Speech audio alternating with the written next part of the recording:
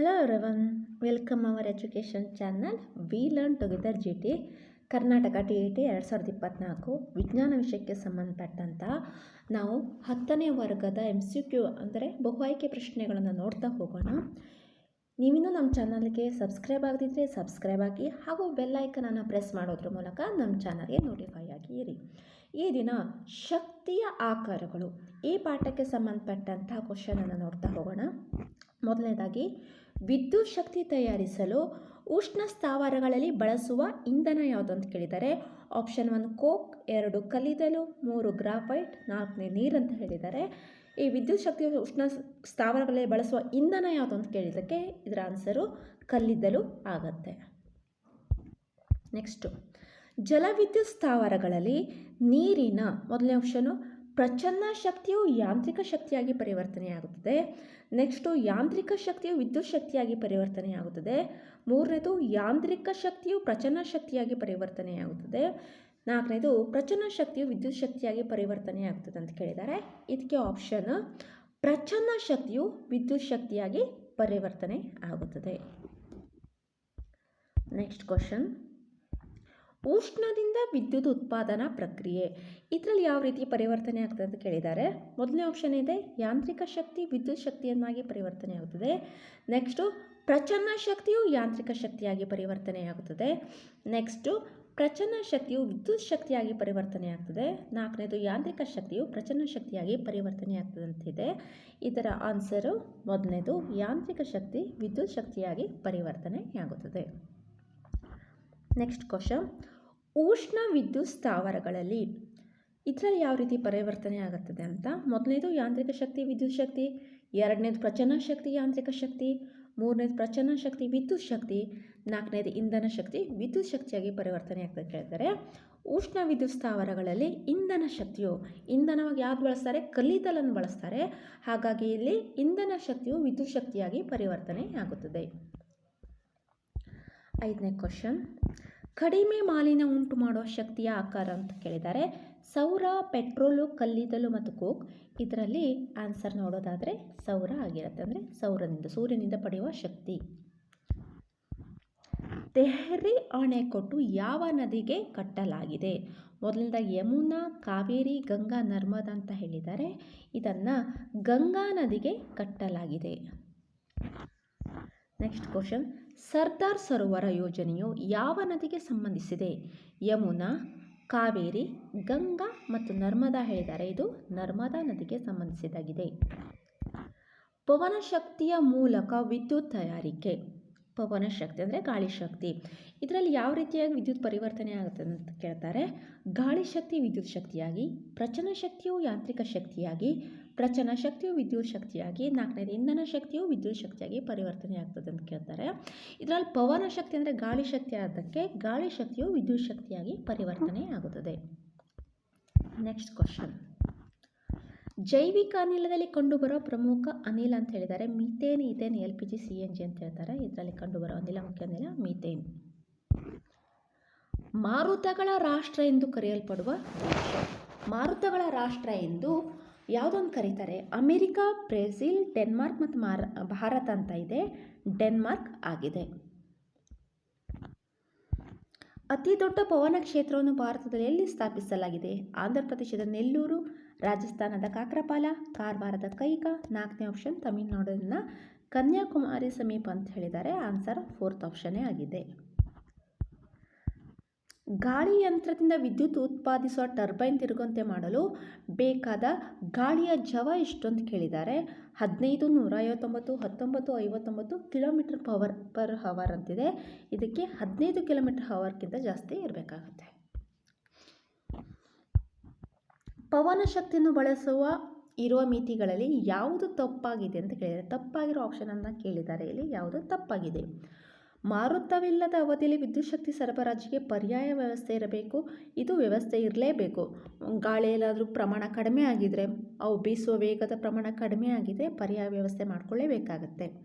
ಎರಡನೇದು, ಪವನ ಕ್ಷೇತ್ರಗಳ ಸ್ಥಾಪನೆಗೆ ಅಗಾಧವಾದ ಜಾಗದ ಅವಶ್ಯಕತೆ ಇರುವುದು. ಅಗಾಧವಾದ ಜಾಗ, ಆ ಕಂಬಗಳನ್ನು ನಿಲ್ಲಿಸಲಿಕ್ಕೆ ಅಗಾಧವಾದ ಜಾಗ ಬೇಕೇ ಬೇಕು. ಮೂರನೇದು, ಜವವನ್ನು ನಿರ್ಮಿಸಲು ಗಾಳಿಯ ಜವು 25 ಕಿಲೋಮೀಟರ್ ಪರ್ ಗಂಟೆಗಿಂತ ಹೆಚ್ಚಾಗಿರಬೇಕು. 25 ಅಲ್ಲ, ಅದು 15 ಹೇಳಾಗಬೇಕು. ಹಾಗಾಗಿ ಈ ಆಪ್ಷನ್ ತಪ್ಪಾಗಿದೆ. ಹಾಗಾಗಿ ಇದನ್ನು ನಾವು ತಪ್ಪಾದ ಹೇಳಿಕೆ ಅಂತ ತಗೊಳ್ಬೇಕು. 4ನೇ ನೋಡೋದಾದರೆ, ಗೋಪುರ ಮತ್ತು ರೆಕ್ಕೆಗಳನ್ನು ಪ್ರಕೃತಿಯ ಅನಿಶ್ಚಿತ ಪರಿಣಾಮಗಳನ್ನು ರಕ್ಷಿಸಲು ಉನ್ನತ ನಿರ್ವಹಣೆಯ ಅವಶ್ಯಕತೆ ಇರೋದು. ಇದು ಕೂಡ ಪವನ ಶಕ್ತಿ ಇರುವ ಮಿತಿನೇ ಆಗಿದೆ. ನೆಕ್ಸ್ಟು, ಸಾಂಪ್ರದಾಯಿಕ ಶಕ್ತಿಯ ಆಕಾರವಲ್ಲ ಅಂತ ಕೇಳಿದ್ದಾರೆ. ಪವನ ಶಕ್ತಿ, ಜೈವಿಕ ರಾಶಿ, ಸೌರಶಕ್ತಿ ಮತ್ತು ಪಳೆಯುಳಿಕೆ ಇಂಧನ ಅಂತ ಹೇಳಿದ್ದಾರೆ. ಇದಕ್ಕೆ ಉತ್ತರ ಸೌರಶಕ್ತಿ. ನೆಕ್ಸ್ಟು, ಸೌರ ಕುಕ್ಕರ್ಗಳಲ್ಲಿ ಗಾಜಿನ ಹಲಿಗೆಯ ಪಾತ್ರ ಹಸಿರುಮನೆ ಸೃಷ್ಟಿಸುವುದು, ಆಹಾರ ಬೇಯಿಸುವುದು, ಒತ್ತಡವನ್ನು ಉಂಟು ಮಾಡೋದು ಮತ್ತು ಹೆಚ್ಚು ಬೆಳಕನ್ನು ಹೀರಿಕೊಳ್ಳುವುದಂತಿದೆ. ಇಲ್ಲಿ ಹಸಿರುಮನೆ ಪರಿಣಾಮವನ್ನು ಸೃಷ್ಟಿಸುವುದು, ಹೆಚ್ಚು ಶಾಖವನ್ನು ಹೀರಿಕೊಂಡು ಅಲ್ಲಿ ಹಸಿರುಮನೆ ಪರಿಣಾಮವನ್ನು ಸೃಷ್ಟಿಸಿ ಆಹಾರವನ್ನು ಬೇಯಿಸುವುದಂತಾಗತ್ತೆ. ಇಲ್ಲಿ ಮುಖ್ಯ ಪಾತ್ರ ಯಾವುದು? ಹಸಿರುಮನೆ ಪರಿಣಾಮವನ್ನು ಸೃಷ್ಟಿಸುವುದು ಅಂತ ಆಗತ್ತೆ. ನೆಕ್ಸ್ಟ್ ಕ್ವಶನ್, ಸೌರ ಕುಕ್ಕರಲ್ಲಿ ಸೂಕ್ತವಾದ ದರ್ಪಣ ಪೀನ ದರ್ಪಣ, ಸಮತಲ ದರ್ಪಣ, ನಿಮ್ನ ದರ್ಪಣ, ನಿಮ್ನ ಮಸೂರ ಅಂತ ಹೇಳಿದ್ದಾರೆ. ಇದಕ್ಕೆ ಸರಿಯಾದ ಆನ್ಸರ್ 16ನೇದು ನಿಮ್ನ ದರ್ಪಣ. ಸೌರಕೋಶದಲ್ಲಿ ಬಳಸುವ ಧಾತು ಸಿಲಿಕಾನ್, ಜರ್ಮೇನಿಯಂ, ಚಿನ್ನ ಮತ್ತು ಅಲ್ಯೂಮಿನಿಯಂ ಅಂತ ಹೇಳಿದ್ದಾರೆ. ಇದು ಸಿಲಿಕಾನ್ ಆಗಿರುತ್ತೆ. ನೆಕ್ಸ್ಟ್ ಕ್ವಶನ್, ಸಾಗರಗಳಿಂದ ಪಡೆಯಬಹುದಾದ ಶಕ್ತಿಯ ವಿಧ: ಸಮುದ್ರ ಶಕ್ತಿ, ಅಲೆಗಳ ಶಕ್ತಿ, ಸಮುದ್ರ ಶಕ್ತಿ ಮತ್ತು ಅಲೆಗಳ ಶಕ್ತಿ. 4ನೇದು ಗಾಳಿ ಶಕ್ತಿ, ಸಮುದ್ರ ಶಕ್ತಿ ಮತ್ತು ಅಲೆಗಳ ಶಕ್ತಿ ಅಂತಾಗಿದೆ. ಇದಕ್ಕೆ ಥರ್ಡ್ ಆನ್ಸರ್ ಸಮುದ್ರ ಶಕ್ತಿ ಮತ್ತು ಅಲೆಗಳ ಶಕ್ತಿ ಆಗಿರುತ್ತೆ. ನೆಕ್ಸ್ಟ್, ಸಾಗರ ಉಷ್ಣ ಶಕ್ತಿ ಪರಿವರ್ತನಾ ಸ್ಥಾವರಗಳಲ್ಲಿ ವಿದ್ಯುತ್ ಉತ್ಪಾದನೆಗೆ ಸಮುದ್ರ ನೀರಿನ ಮೇಲ್ಮೈ ತಾಪ ಮತ್ತು ಆಳದ ಸಮುದ್ರ ನೀರಿನ ತಾಪಕ್ಕೂ ಇರಬೇಕಾದ ಉಷ್ಣತೆಯ ಕನಿಷ್ಠ ವ್ಯತ್ಯಾಸ ಸರಿಸುಮಾರು ಎಷ್ಟು ಇರಬೇಕು ಹೇಳಿ? 25, 30, 35, 20 ಅಂತ ಕೇಳಿದ್ದಾರೆ. ಇದು 20 ಇರಬೇಕು. ಕೆಳಗಿನವುಗಳಲ್ಲಿ ಯಾವುದು ಉತ್ತಮ ಇಂಧನದ ಲಕ್ಷಣ ಅಲ್ಲ? 1ನೇದಾಗಿ ಸುಲಭವಾಗಿ ದೊರೆಯಬೇಕು, 2ನೇದು ಸುಲಭವಾಗಿ ಸಂಗ್ರಹಿಸಲು ಮತ್ತು ಸಾಧಿಸಲು ಸಾಧ್ಯವಾಗಬೇಕು, 3ನೇದು ಮಿತವ್ಯಯಕಾರಿಯಾಗಿರಬೇಕು, 4ನೇದು ಪ್ರತಿ ಘಟಕ ಪರಿಮಾಣ ಮತ್ತು ದ್ರವ್ಯರಾಶಿಗೆ ಕಡಿಮೆ ಪ್ರಮಾಣದಲ್ಲಿ ಕೆಲಸ ಮಾಡಬೇಕಂತಿದೆ. ಇದರ ತಪ್ಪಾದ ಉತ್ತಮ ಇಂಧನದ ಲಕ್ಷಣ ಅಲ್ಲ ಕೇಳೋದಕ್ಕೆ 4ನೇದಾಗಿರುತ್ತೆ. ಆ್ಯಕ್ಚುಲಿ ಇದರ ಆನ್ಸರ್ ಏನು? ಕಡಿಮೆ ಪ್ರಮಾಣದಲ್ಲ, ಅಧಿಕ ಪ್ರಮಾಣದಲ್ಲಿ ಹೇಳಿ ಆಗಬೇಕು. ಅಧಿಕ ಪ್ರಮಾಣದಲ್ಲಿ ಕೆಲಸವನ್ನು ಮಾಡಬೇಕು, ಹೆಚ್ಚು ಕ್ಯಾಲೋರಿ ಶಕ್ತಿಯನ್ನು ಬಿಡುಗಡೆ ಮಾಡಬೇಕು. ನೆಕ್ಸ್ಟ್, ಅಸಾಂಪ್ರದಾಯಿಕ ಶಕ್ತಿಯ ಆಕಾರ ಅಲ್ಲ ಅಂತ ಕೇಳಿದ್ದಾರೆ. ಸೌರಶಕ್ತಿ, ಸಮುದ್ರ ಉಬ್ಬರ ಶಕ್ತಿ, ಪವನ ಶಕ್ತಿ ಮತ್ತು ನ್ಯೂಕ್ಲಿಯರ್ ಶಕ್ತಿ. ಇದರಲ್ಲಿ ಆನ್ಸರ್ ಪವನ ಶಕ್ತಿ. ಇದು ಸಾಂಪ್ರದಾಯಿಕ ಶಕ್ತಿಯ ಆಕಾರ, ಈ ಪವನ ಹೇಳೋದು. ಈ ಸೌರ, ಸಮುದ್ರ ಮತ್ತು ನ್ಯೂಕ್ಲಿಯರ್ ಶಕ್ತಿ ಇದು ಅಸಾಂಪ್ರದಾಯಿಕ ಶಕ್ತಿಯ ಆಕಾರಗಳು. ಜೈವಿಕ ತೊಟ್ಟಿಯಲ್ಲಿ ಅವಾಯುವಿಕ ಉಸಿರಾಟ ಕ್ರಿಯೆ ನಡೆಯುವ ಸ್ಥಳ: ಅನಿಲಗಳ ತೊಟ್ಟಿಗಳಲ್ಲಿ, 2ನೇದು ಪಾಚಕಗಳಲ್ಲಿ, 3ನೇದು ಬಗ್ಗಡಗಳಲ್ಲಿ ಮತ್ತು ಹೊರ ಕವಾಟಗಳಲ್ಲಿ ಅಂತ ಹೇಳಿದ್ದಾರೆ. ಇದು ಪಾಚಕಗಳಲ್ಲಿ. ಸೌರ ಸ್ಥಿರಾಂಕ ಸರಿಸುಮಾರು ಎಷ್ಟಿರಬೇಕು? 1.4, 4.2, 9.4 ಮತ್ತು 5.7 kilojoule per second per metre square ಅಂತ ಹೇಳಿದ್ದಾರೆ. ಇದು ಸರಿಸುಮಾರಾಗಿ 1.4 kilojoule per second per metre square ಇರಬೇಕು. ಸೌರಫಲಕ ಜೋಡಣೆಯ ಅನಾನುಕೂಲ ಗುರುತಿಸಿ ಅಂತ ಹೇಳಿದ್ದಾರೆ. 1ನೇದು ಚಲನಶೀಲ ಭಾಗಗಳನ್ನು ಹೊಂದಿಲ್ಲ, ಕಡಿಮೆ ನಿರ್ವಹಣೆ, ಸೌರಕೋಶದ ಅಳವಡಿಕೆಗೆ ಬೇಕಾದ ಸಿಲಿಕಾನ್ ಪ್ರಕೃತಿಯಲ್ಲಿ ಸಮೃದ್ಧವಾಗಿದೆ, ಜನರು ತಲುಪಲಾಗದಂತಹ ಅಥವಾ ವಿದ್ಯುತ್ ಪ್ರಸರಣ ತಂತಿ ಅಳವಡಿಸಲು ಸಾಧ್ಯವಾಗದೇ ಇರುವ ದುರ್ಗಮ ಪ್ರದೇಶಗಳಿಗೂ ಅಳವಡಿಸಬಹುದು. ಇದರಲ್ಲಿ 1ನೇದು ಹೌದು, 2ನೇದು ಹೌದು, 4ನೇದು ಹೌದು. ಆದರೆ ನಮಗೆ ಬೇಕಾದ ಸಿಲಿಕಾನ್ ಅಂದರೆ ಇಲ್ಲಿ ಸಿಲಿಕಾನ್ ಏನೋ ಸಮೃದ್ಧವಾಗಿದೆ, ಆದರೆ ಇಲ್ಲಿ ಬೇಕಾಗಿದ್ದು ಉತ್ತಮ ದರ್ಜೆಯ ಸಿಲಿಕಾನ್ ಅದೇನಾಗಿದೆ? ಕಡಿಮೆ ಪ್ರಮಾಣದಲ್ಲಿದೆ. ಹಾಗಾಗಿ ಇದು ಅನಾನುಕೂಲ ಆಗಿದೆ. ಬೇಕಾದ ಸಿಲಿಕಾನ್ ಪ್ರಕೃತಿಯಲ್ಲಿ ಇದ್ದರೂ ಕೂಡ ಉತ್ತಮ ದರ್ಜೆಯ ಸಿಲಿಕಾನ್ ನಮಗೆ ಬೇಕು, ಹಾಗಾಗಿ ಇದನ್ನು ಗುರ್ತ ಮಾಡ್ತೇವೆ. ನೆಕ್ಸ್ಟ್ ಕ್ವಶನ್, ಅಲೆಗಳಿಂದ ಪಡೆಯುವ ಶಕ್ತಿ: 1ನೇದಾಗಿ ಪ್ರಚನ್ನ ಶಕ್ತಿಯು ಯಾಂತ್ರಿಕ ಶಕ್ತಿಯಾಗಿ ಪರಿವರ್ತನೆಯಾಗ್ತದೆ, 2ನೇದು ಯಾಂತ್ರಿಕ ಶಕ್ತಿಯು ವಿದ್ಯುತ್ ಶಕ್ತಿಯಾಗಿ ಪರಿವರ್ತನೆಯಾಗ್ತದೆ, 3ನೇದು ಯಾಂತ್ರಿಕ ಶಕ್ತಿಯು ಪ್ರಚನ್ನ ಶಕ್ತಿಯಾಗಿ ಪರಿವರ್ತನೆಯಾಗ್ತದೆ, 4ನೇದು ಚಲನ ಶಕ್ತಿ ವಿದ್ಯುತ್ ಶಕ್ತಿಯಾಗಿ ಪರಿವರ್ತನೆಯಾಗ್ತದೆ. ಇದಕ್ಕೆ ಆನ್ಸರ್ ಎಕ್ಸಾಕ್ಟ್ಲಿ ಚಲನ ಶಕ್ತಿ ವಿದ್ಯುತ್ ಶಕ್ತಿಯಾಗಿ ಪರಿವರ್ತನೆ ಆಗ್ತದೆ. Last question. ಪರಮಾಣು ವಿದ್ಯುತ್ ಸ್ಥಾವರವನ್ನು ಎ ಮಹಾರಾಷ್ಟ್ರ ರಾಣಾ ಪ್ರತಾಪ್ ಸಾಗರದಲ್ಲಿ ನಿರ್ಮಿಸಲಾಗಿದೆ, ರಾಜಸ್ಥಾನದ ತಾರಾಪುರ, ತಮಿಳುನಾಡಿನ ಕಲ್ಪಕಂ, ಉತ್ತರ ಪ್ರದೇಶ ಕಾಕ್ರಪಾರ, ಗುಜರಾತದ ನರೋರ, ಕರ್ನಾಟಕದಲ್ಲಿ ಕೈಕಾ ಎಂಬಲ್ಲಿ ಸ್ಥಾಪಿಸಲಾಗಿದೆ. ಇದರಲ್ಲಿ ತಪ್ಪಾದ ಹೇಳಿಕೆಯನ್ನು ಗುರುತಿಸಿ ಅಂತ ಹೇಳಿದ್ದಾರೆ. ಇದನ್ನು ನೋಡೋದಾದರೆ ಮಹಾರಾಷ್ಟ್ರದ ರಾಣಾ ಪ್ರತಾಪ್ ಸಾಗರ್ ಅಲ್ಲ, ಮಹಾರಾಷ್ಟ್ರದ ತಾರಾಪುರ ಅಂದರೆ ಎ ತಪ್ಪಿದೆ ಹೇಳಾಯಿತು.